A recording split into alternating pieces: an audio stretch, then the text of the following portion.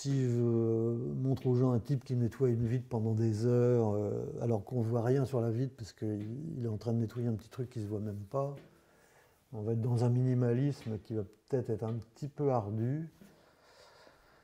Et je me suis dit, bon, il pourrait ne pas faire que nettoyer la vitre, il pourrait aussi la salir et s'en servir comme d'un support pour mener une recherche picturale. Enfin, bon, et finalement, c'est devenu un personnage qui essaye de peindre, oui, de créer une œuvre picturale en donnant beaucoup d'énergie, en ne parvenant jamais à un résultat qui le satisfait. Donc il utilise de la peinture sur sa vitre, il utilise des mousses pour la nettoyer. Tout ça donne lieu à des images qui, a priori, graphiquement, peuvent être très intéressantes du fait qu'on est sur un support vitre.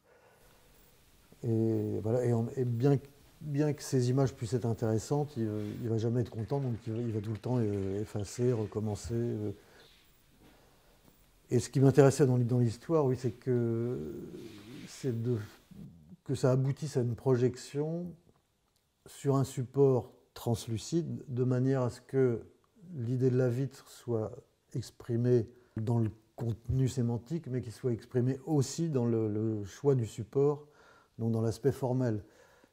Oui, ce que je peux dire aussi, c'est que je pars d'une idée de sens plutôt, enfin je pars pas d'une idée formelle, je pars d'une idée de sens, mais à peine l'idée de sens est arrivée que je la visualise déjà dans sa mise en forme. Je dessine plutôt mal, mais j'ai un rapport au dessin décomplexé en tout cas. Et c'est très utile parce que je trouve que le fait de dessiner ce qu'on va faire, non seulement ça permet de prendre conscience d'un certain nombre de besoins qui vont découler du projet. Une fois qu'on a dessiné quelque chose, j'ai plus besoin d'imaginer une partie des choses puisqu'ils ont une existence physique sur le papier. Donc du coup, ça me libère de l'énergie pour penser le projet un peu plus loin. Pour le projet que je réalise pour le musée, j'ai fait très peu de dessins parce que c'est pas un projet narratif, on va dire, au sens où il n'y a pas une histoire qui va se développer. Il y a juste un personnage qui est là derrière sa vitre et qui recommence tout le temps à peindre, à nettoyer, à peindre, à nettoyer. Donc,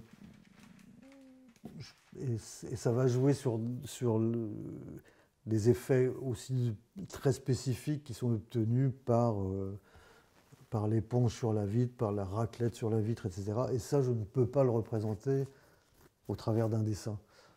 Donc les seuls dessins que je fais, c'est pour voir à peu près à quelle échelle sera mon personnage.